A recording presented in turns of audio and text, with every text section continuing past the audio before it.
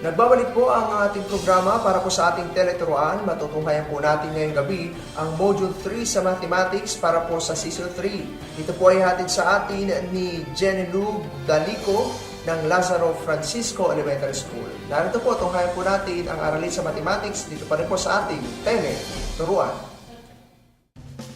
Magandang gabi, magsayang pagbabalik para sa ating DepEd teleturuan. Ako si Jenny Noel Balico mula sa Lazaro Francisco Elementary School. Bilang pagpapatuloy ng ating nagdaang module para sa matematika, tatalakayin natin ngayon ang ating ikatlong module. At ano ang ating ikatlong module? Ito ay tungkol sa geometry. Ang geometry ay nagmula sa mga salitang Griego na geo, na ang ibig sabihin ay daigdig, at metro na ang kahulugan naman ay pagsukat. Ito ay isang sangay ng matematika na tumatalakay o nag-aaral tungkol sa mga linya, hugis, anggulo at distansya. At ilan lamang sa mahahalagang elemento o mga pangunahing konsepto na dapat nating matutunan sa geometry ay ang mga points, lines, line segment at ray na siyang higit na bibigyang pansin natin sa ating module ngayong gabi. Ang mga konseptong ito ang itinuturing na batayang kaalaman sa geometry sapagkat nakatutulong din sila sa pag-aaral at pag-unawa ng iba pang mga aralin at konsepto ng geometry. Unahin natin ang point sapagkat maaaring iniisip ninyo na ito na yata ang pinakasimpleng elemento ng geometry. Ano nga ba ang point? Ang mga ito ay mga points. Maaari sila ay hindi natin napapansin dahil sila ay maliliit at walang sukat. Ngunit sila ay may mahalagang papel na ginagampanan sa geometry. Ang point ay kinakatawan ng simbolong dot o tuldok. Tandaan, ang point ay walang sukat, ngunit ginagamit natin ang dot upang madali natin silang makita. Sa pamamagitan ng points, natutulungan tayo nitong matukoy ang tiyak o eksaktong lokasyon sa isang espasyo. Katulad ng dulo ng isang linya, sulok ng isang parisukat, o gitna ng isang hugis bilog.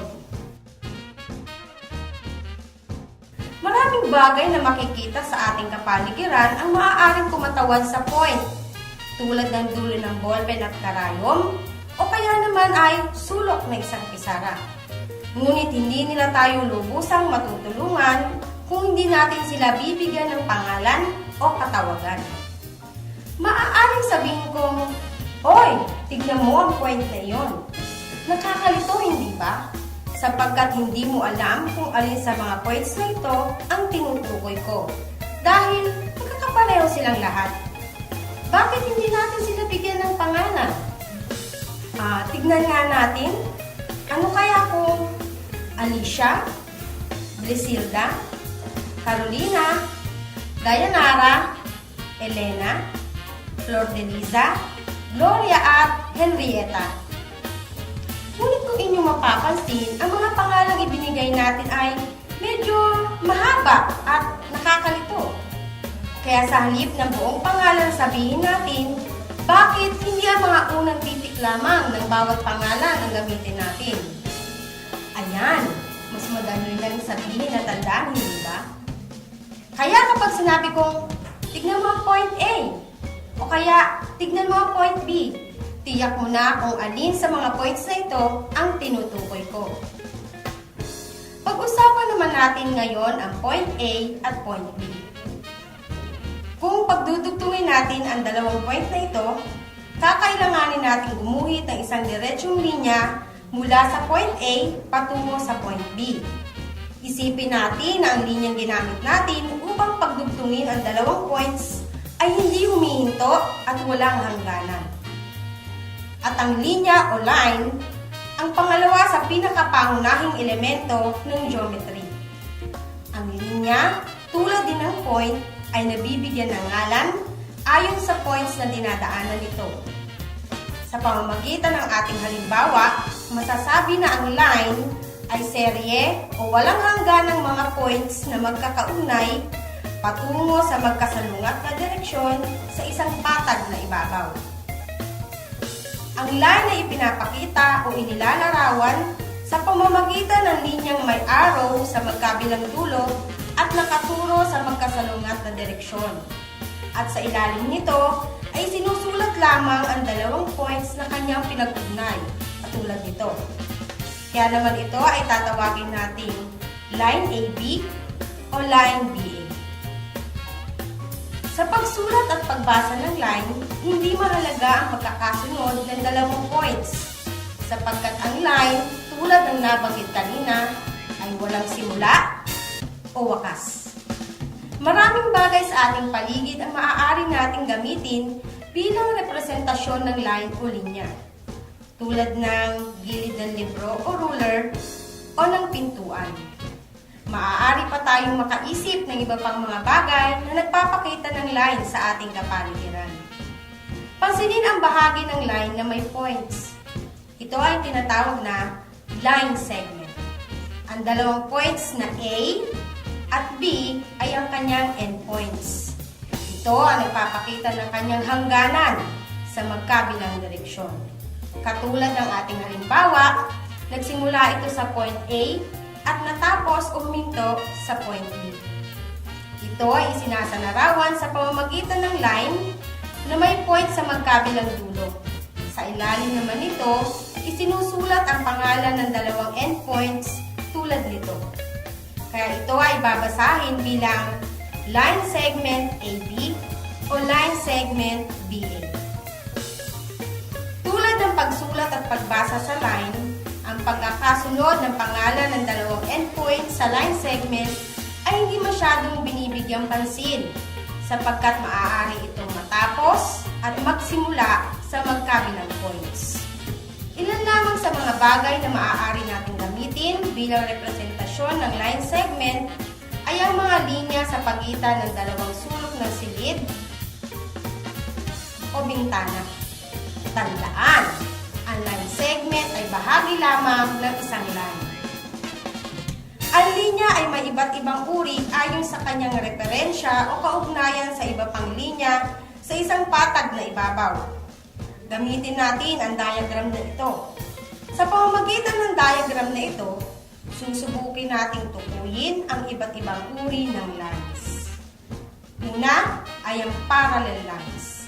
Ito ay mga linyang hindi nagsasalubong gaano man ito kahaba o ito man ay walang hangganan at nananatiling pareho ang distansya o pagitan sa isa't isa. Masasabi niyo ba kung alin sa mga linya sa diagram ang parallel? Tama! Ang mga linyang AD at linyang CF ay parallel sa isa't isa. Sa geometry, upang tulungan tayong ilahad o isalarawan na ang dalawang lines ay parallel sa isa't isa, ay maaari tayong gumuhit ng isa o dalawang arrowhead sa alinmang bahagi ng line, tulad nito.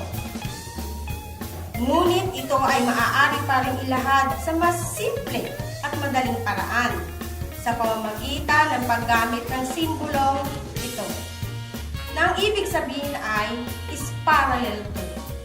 Kaya naman, sa halip na ang dalawang linya na may arrowhead, ay ito ang ating isusulat. Ikalawang uri ng linya ay ang intersecting line.